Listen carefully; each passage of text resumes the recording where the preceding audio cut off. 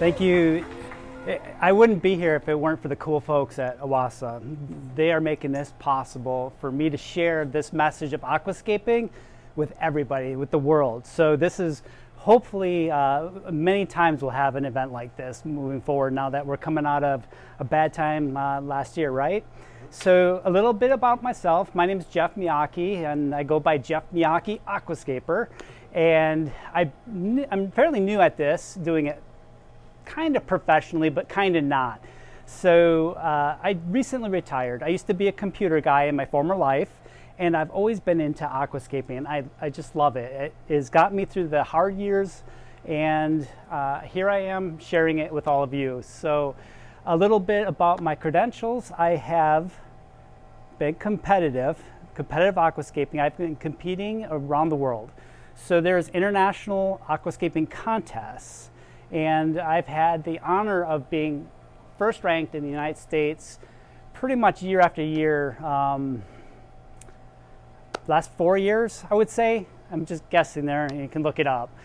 But yeah, so I really enjoy it, and I take it to the ultimate.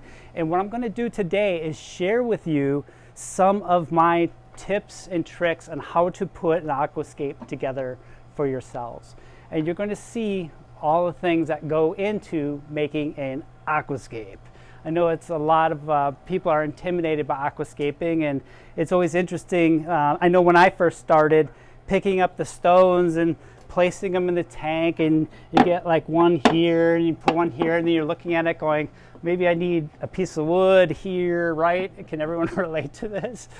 So I'm going to show you some of the tricks that I do to put together a scape very quickly, and it'll be very cohesive and very aesthetically pleasing when I'm done, hopefully.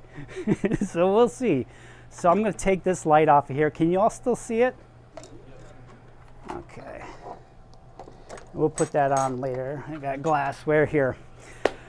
Okay, so I picked these materials from the warehouse earlier today. So what I'm going to do is dig through these bins. So you can see here we have Ceru or landscaping stone or Ying stone, whatever you want to call it. This is a smaller size. It's angular, and it stacks well and more mountainous feel to it. Here we have the Black Forest Driftwood. Look at all these pieces. This is their small size. Some of this decorative black gravel or sand. I literally just picked a few out, put them in a box, grabbed a bunch of these, put them in the box. I have no preconceived notion of what's going to go into this tank. So I have not played with these. I have not used them. I don't know what this is going to look like. So if you have any suggestions to help me out, now's the time. Nothing, huh? What I'm thinking for this one, I know I'm not going to be the one maintaining it, so I want to make something that will be successful long term. So I'm going to keep it fairly simple. So the first thing I think of is the story. The story is told by or dictated by the materials I have. These to me feel very forest-like, okay? So we're going to turn this into kind of a forest scape. The second thing is to pick the composition. So compositions mean the shape of the tank. So when you look at this tank, is it a triangular composition? So if I piled up the rock here and sloped it down here, it would be a triangular composition, or it could be an arch. Trying to remember the words from they escape me, or concave and convex. So we could do any combination of those shapes. One of the shapes we want to avoid is rectangular. So we don't want to build walls. We don't want to do this and then put another layer on and another layer on. That's what we don't want to do. If we stick to triangles, it's going to look good at the end, no matter what else we do, I promise you. So avoid rectangles. So to that end, let's start stacking rocks and asking questions. Sound fair? Okay. I got a question. Shoot. What do you look for in rocks and wood before you put them in, or before you even grab them? You know. Yeah, that's a great question. So I did handpick these stones. And if you look at these stones, see all the character? Now you have to be careful. The more character you add to a stone, the harder it is to place, because we want to keep all of these strata lines running the same direction between stones. So if we use this stone and this stone, we really want to place them like this. We don't want them like this, right? Because this is not natural. We don't see this in nature. That's what we want to see. Or this, or this, right? We can get crazy with it, even though these limit us. So you could pick out stones with character, but be conscious that it makes it more difficult. It's more of a challenge. There are some stones that are just absolutely bonkers. They look so cool, but oh man, they're hard to work with. So we're going to use, this is referred to as Ceru Stone, or Ying Stone, or Mini Landscape Stone. So when looking for that, that's the names for this one. And it is a calcium carbonate based stone. That means it will raise the hardness of the water. So be cognizant of that if you have species that can't handle high GH, general hardness. Okay, so let's do this. More questions? I have a question. Yeah, shoot. When do you put in your substrate? That's a great question. So normally that's the first step. How many people have seen an aquascaping layout done like on YouTube or something, or even in person? That's the first step, right? Substrate. Tanner knows. Yeah, so you put your substrate in first. And that's a good start. But today we're going to get a little crazier, okay? We're going to build this up a little bit higher. And what happens with the substrate is if you build it up and you put the stones on it, these stones are going to shift and move. And we don't want that. So where we put them, we want them to stay. So what we're going to do is we're going to place these in here, and we're going to glue them in place. And this stuff doesn't set very quickly, and this is a demo, so we don't want to bore everyone. So I have Instaset. A spritz of this Instaset on a super glue will instantly harden it. So wonderful for aquascaping. Yeah, so what I'm going to do in this scape, so we're going to do 3 triangles. We're going to do 1 triangle here in the front, 1 in the back that's taller, and then 1 in between the 2 coming up about midway. Cool? You guys, you're all on board? All right, because this is all off the top of my head, remember.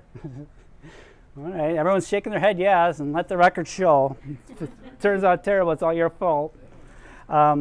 So what I need to do is place these rocks down. We need to look at the strata, and I can't see the strata from here, so I'm going to come around here and be quiet for a minute while you watch me work, and you can ask me questions during that period, okay? So I'm going to build this up, and then we're going to add the wood afterwards, and I'm going to show you how we're going to integrate the wood, okay? Shoot. Can I work while I answer, or is it a tough one? Yeah, you can order. I'm all ears.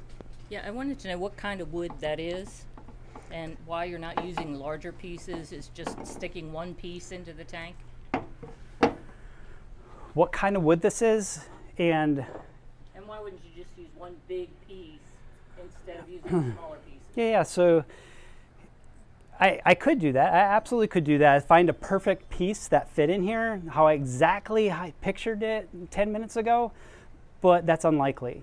So if you ever pick this out yourself, you'll have a big pile of it and you don't know what to do with it. You're not going to find that perfect piece, but what we can do is we can glue pieces together. We can zip tie pieces together. We can screw pieces together and make the shape that we want. And what kind of wood are you using? This here is called Black Forest Driftwood. Yeah, it's very intricate. It's a very neat looking. I'll pass some out here. Touchy-feely time. You okay? Just pass that around. Yeah, don't eat it. I saw you.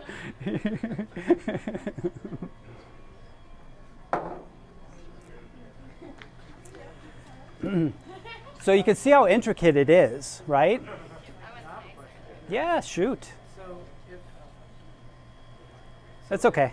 you said, if you want it to look natural, almost that way, but what if you're wanting it to look unnatural? As in, like, I've seen aquascapers that build things from like Avatar where rocks are floating and things are bending in But you know what? They have some type of physics that they're still adhering to. They got some crazy Avatar world physics going on, but they're adhering to that. If they did not adhere to those strange physics, it wouldn't sell. You wouldn't buy it. And you've seen that in bad movies, right? Yeah. adhere to something, just make sure it's something. Yes. Yeah, whatever system. Yeah, that's the fun of this. This is just fun. Just enjoy the process. Do whatever you want. There's really no hard and fast rules. It's whatever you want, you know? And then put it together. And where I come in, and my tips and tricks are to help you all elevate your execution of the scape. So when you're done, it's like, oh yeah, that's cool. That's it. Yeah, it's just, I mentor a lot of people, and I never try to influence their creativity. I don't want to bias their creativity. I just want to elevate it. I want them to execute what's in their head. That's it. That's my role. That's how I see. That's what I'm bringing to the table. I want to see what everyone has in their head. And I've looked at tens of thousands of aquascapes, and I enjoy them all. Judging is hard in these international contests. I've been a judge. It's hard. I'd rather not be the judge. So, yeah.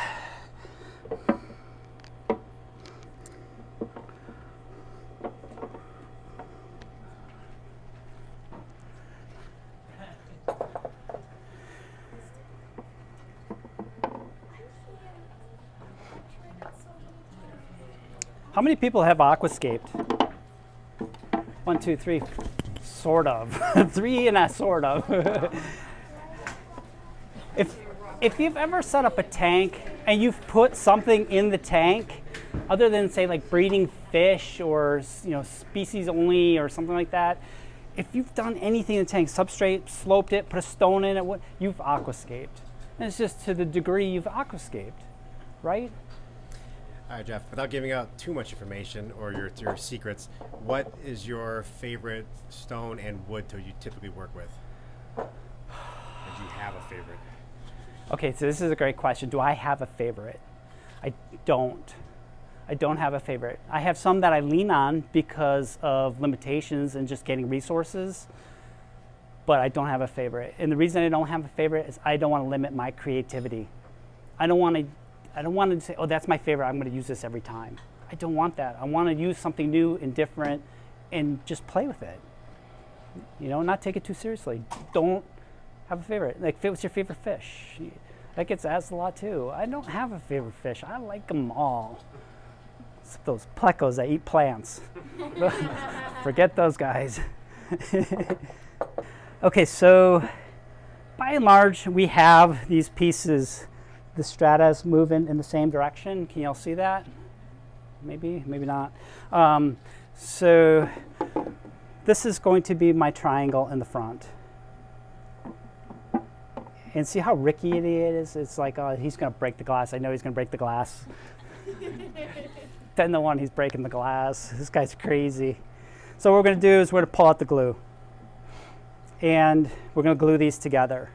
And what I'm going to do is I'm going to glue them on the back sides of the stones. Okay, so that you cannot see the glue when you're looking at it from the front or the top.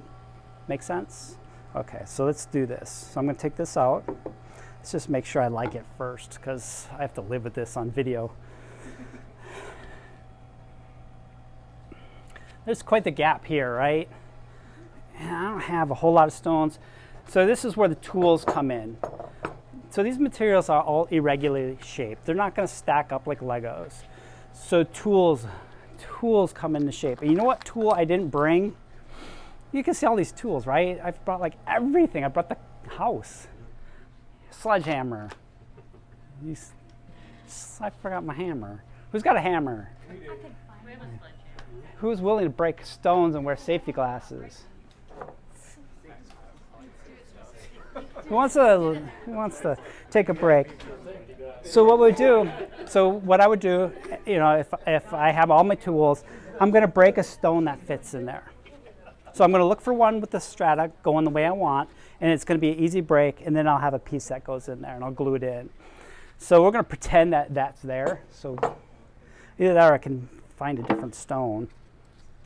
Do you always leave space between your wooden rocks and the panels of glass, or do you ever lean them up against the glass?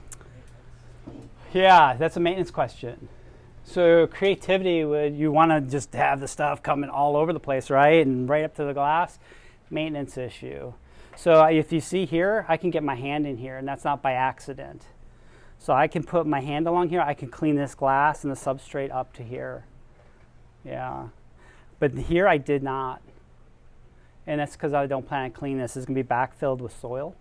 So this is going to be all filled here, so you won't have to clean this pane. But this pane is the viewing pane, and we have to see it, so I leave space. Does that answer the question? Yeah. Sweet, I'm on a roll. What's that, 4 for 4? Oh, yeah. Okay, so we have all these cool stones.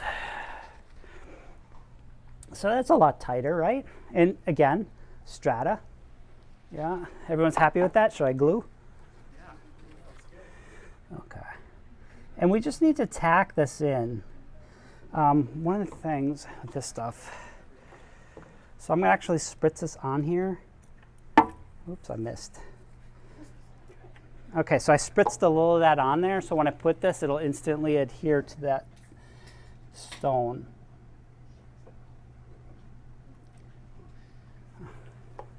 Okay. And then I usually use my pusher stick. So I find my ugliest stick and I kind of push that in.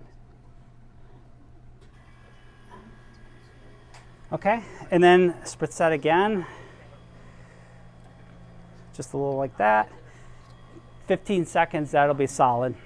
And then we'll have a solid joint. This won't move around anymore. And then I can move on to this one. And we're going to quickly build this up, I hope quickly. Otherwise it's going to get really long, right?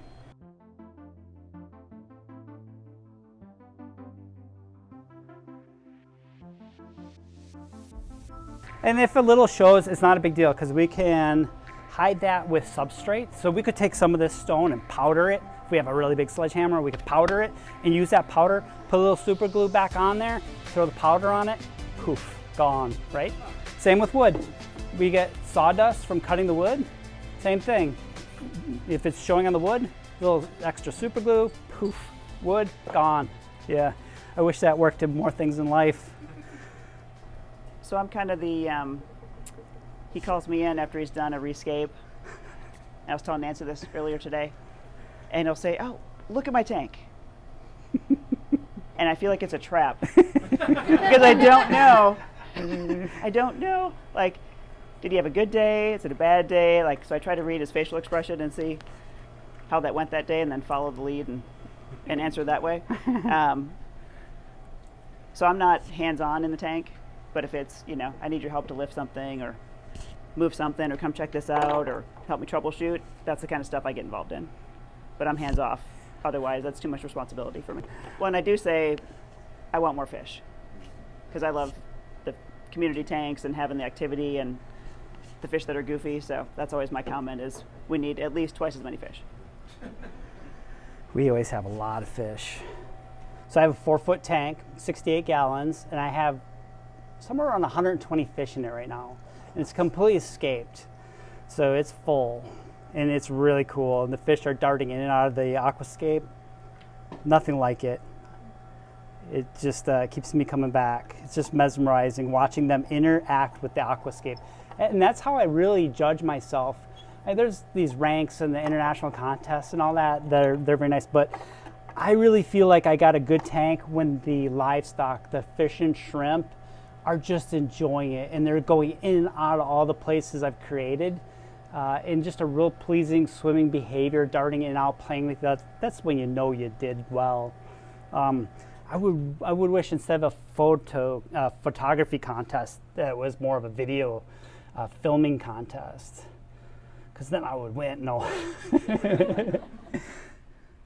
In all seriousness, if it wasn't for Amy, you would not see any of my amazing layouts. It just wouldn't exist. No, you're choking me up. And thank you, Amy. And we're gonna use Substrate. We're here, we've made it. So we're not doing sand today. Sorry. So I'm gonna put some in the front here. And that's gonna help us get some stability.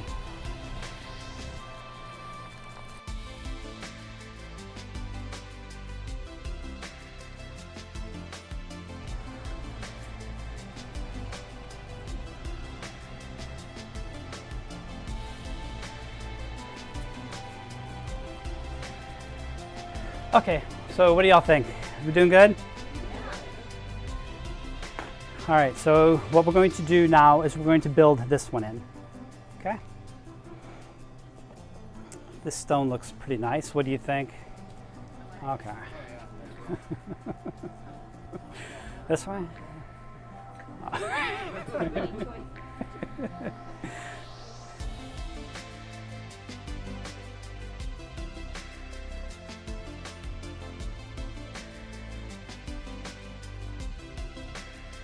Have 2 times, 3 times the stone you need for the actual layout. Put it in your stash because you don't want to go to Slim Pickens, trust me. And what I'm doing is I'm fitting the stones and trying to find natural connections. So I'm rotating the stone all along, obeying the strata lines.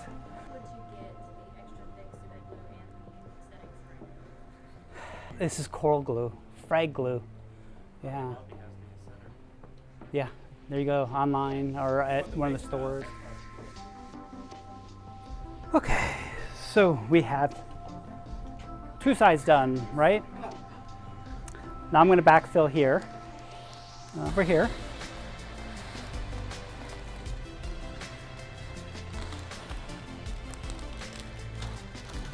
And actually, yeah, let's do that. Okay, so what do we have? We have one more piece here, right? Up here, we want it. Okay. And everyone's still on board? Everyone's digging it? Okay.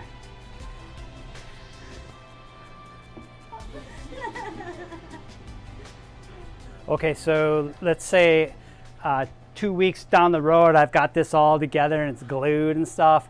I absolutely still make changes. What I found is these super glue joints, well, they're sturdy enough to keep things in place when you're knocking around in here.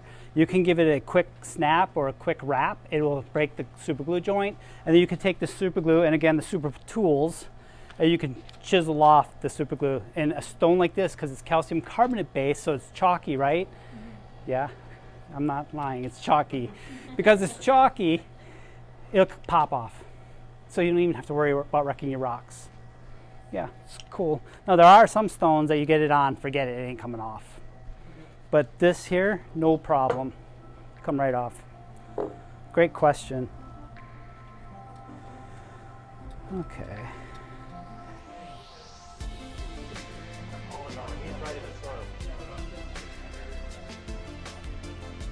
See, that's how we escape. We don't mess around. A glob, yes, glob. Okay, and this one's really important to make sure that it's firmly in here, right? Obviously, because we're gonna go up.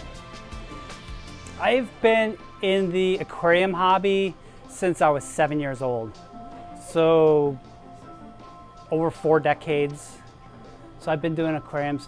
What really got me into the aquarium hobby was I grew up on a lake. I would wake up in the morning on a summer morning. I was up a lake in Wisconsin, and that lake was just like glass in the morning, 5:30 a.m. sunrise, and I would sneak up to the edge of the lake and see all the fish swimming in there like in an aquarium.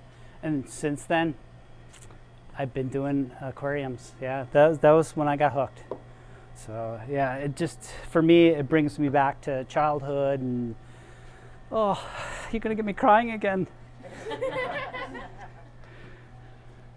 So what we're going to do is we're going to actually, with our little issue here with slidage, I'm going to actually super glue, instead of using a stone, I'm going to super glue soil. Okay, I know it's crazy. I got the crazy look. He's crazy. I've never heard of these things. Yeah, you're getting pro tips today. And I'm going to throw a little bit more soil on top of that, and that will solidify. Maybe, I've never done it before. Yeah, no, seriously, it works. It does work. Now I'm cantilevering this stone a little bit, so I'm going to use extra glue. There's a lot of super glue in here now. It is volatile. If you smell it, it's got a volatile smell to it. It evaporates quickly. Yeah. And I wouldn't use this with fish in the scape. No fish. So let this run, cycle it. You know, you can put the plants in right away. Water change it. It'll be water changed a few times during the cycle, then it'll be ready for fish. But I would not combine this with your fish. It says fish safe on it. I don't trust it. I don't make it. I've got no vested interest in it. Anything that smells like that, no.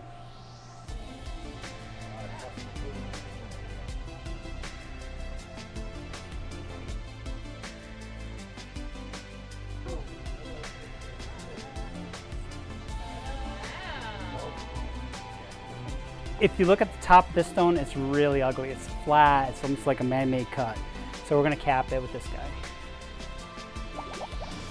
I added 3 stones here, here, and here to get our middle level because this was so tall. So we have our first level, our second level, and our third level that we discussed. You see it? So I also backfilled here with soil and brushed it out. One of the things I need to do is brush it out in the front. We need to make sure there's enough soil in here to plant. And we're probably a little light. So I used 1 bag.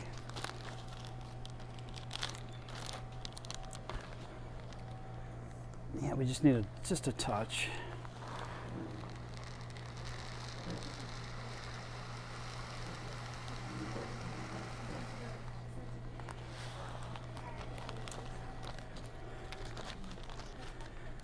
Adam, can you take this? Thank you. So we need just enough soil in here to plant in. So we want to keep this fairly thin in the front and level. So no matter what's going on in the scape, we want to keep this front straight across. Doesn't distract. It looks clean, neat. It looks like it's just part of the glass, just kind of part of the structure, right? It's not really part of the scape then. So I looked at it and I think we're going to forego wood on this one. I'm sorry. Shocking. So I was going to use this wood, but looking at this, I think we're full enough that if we add wood, it's going to overdo it and make it more challenging to make it successful. And we don't want to do that to the folks here. So we're not going to add this wood, but what I want to do is talk about how I would add the wood, okay? So these wood pieces are fantastic. This is that black forest driftwood. This one's ruined, sorry. Oh, here's my pokey stick number 1. You could tell I was stuck on the towel. So I love this stuff, and it really lends itself. Somebody pointed, I think it was you, sir, that pointed out this looked great, genius. You could say that all you want. Yeah. So you could lay it down in like this, or you could go, so you're going with the flow. So you go with the flow here, right? So we have these things. You could do it this way too. So we have this coming in like this. I don't know what that looks like from the front, but that's the idea. So you could go with the flow, or you could make these vertical pieces and represent trees. So if we do that, if we make these look like trees, this first of all look like trees that have been like in a swamp or something like that, right? They're not healthy trees. They don't have limbs, branches, but we do have kind of a root structure down here, right? Trees get bigger at the bottom. So we could use this for kind of a dead tree feel. And what we could do is here, like on the mountains, we could have these vertical, and we could just place these. So here again, here's another one that's wonderful for vertical piece like this. Can you picture this? And we would put a bunch of these, and we'd have different layers, and they would be all, none of them would be like this, they would be all offset. So you might have 2 here and 1 back here kind of thing, or you could have 2 close like this and another thinner one back here. And what we would do is we put our thicker ones towards the front, thinner ones in the middle, and then really skinny ones like my pokey stick in the back. To create the depth. Depth, so that when you look at this, it looks like it's going on for miles. And if you actually look at just how this is sloped up, that also adds to the perspective. So it looks like it's a lot deeper than it is, because it's this deep, right? You all saw the tank. So those are some of the tricks to get that perspective, and that's how I would use the wood. A lot of this wood, it's fantastic how it looks, but maybe it's not quite the right shape. So we pull out the tools to modify it. This is one of my favorite tools, just garden shears. And what you can do is you can shape this. So not only can I cut it like so, I can whittle it away. So if I want this now instead of flat point, I can actually take this and whittle it like this. Sorry, I'm making a mess.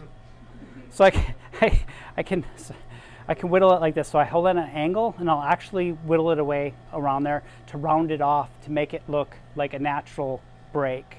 Versus straight across as a man-made cut, we don't want to leave those. Please don't leave those. If you take anything away from this, do not leave straight saw cuts visible in the Aquascape. It's very easy to deal with. Same procedures with the glue work with the wood. So we can glue 2 pieces of wood together very quickly. I'm sure you trust me there, right? No one needs me to see. Okay. What else can we do with wood? Tools, screws. Stainless steel screws work just fine. They will rust over time, but that rust will not hurt your Aquascape. In fact, it'll hide the screw when it rusts. So I have a assortment of screws. You can see I've got here 4-inch screws for larger pieces. And what I'll do is I'll pre-drill the hole through the one piece into the next and then screw this in. And what that does is the same thing as the glue for the stones. It makes those 2 pieces of wood fixed so that when I'm in there bumping around doing maintenance, it's not going to move. I could hit this all I want, and it's never going to move. Simple as screws, and these are aquarium safe.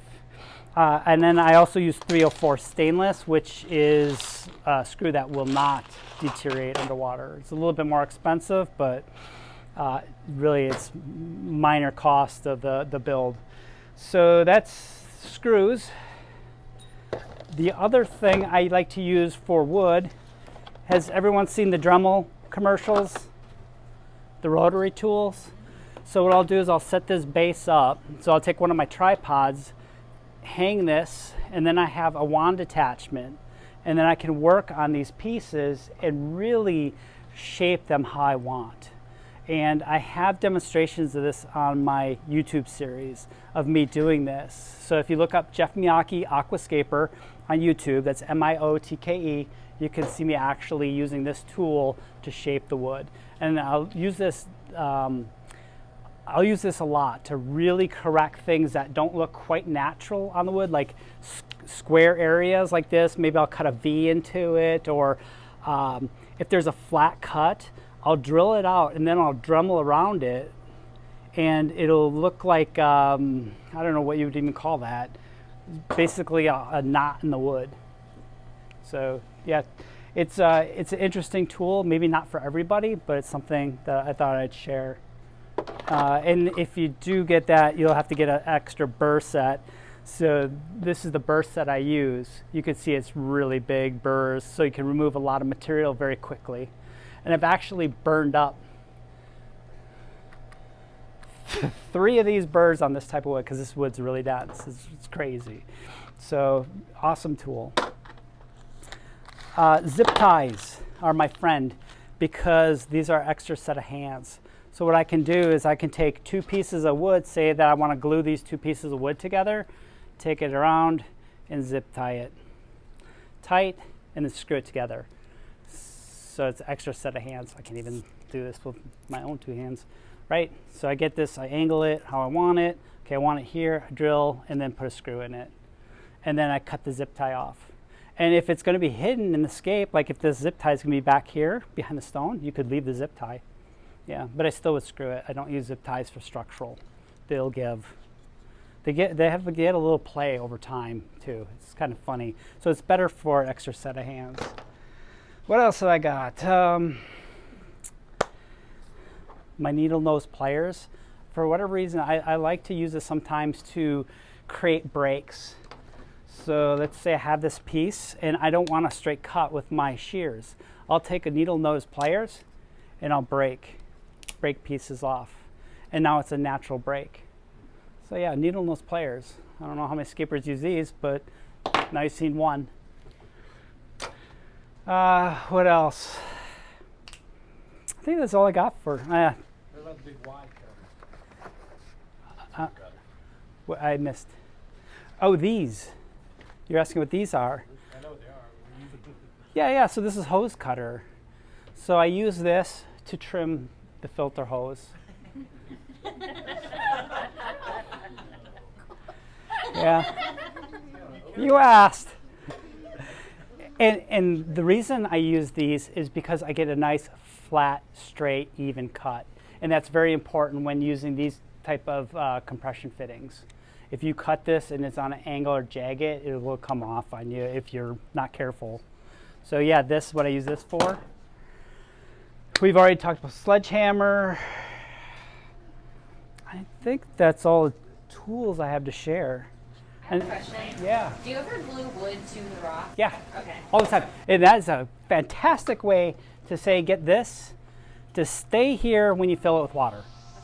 So I'll take this, screw it together, put it where I want it, and just dump glue on top of the joint there and spritz it and let it set, and I'm done. And when I fill this, no worry about floaters, right? Yeah, great question. Yeah, great question. Yeah, don't be afraid of the glue. And it comes off of wood really easy. You can chip it off wood, so it doesn't ruin your wood.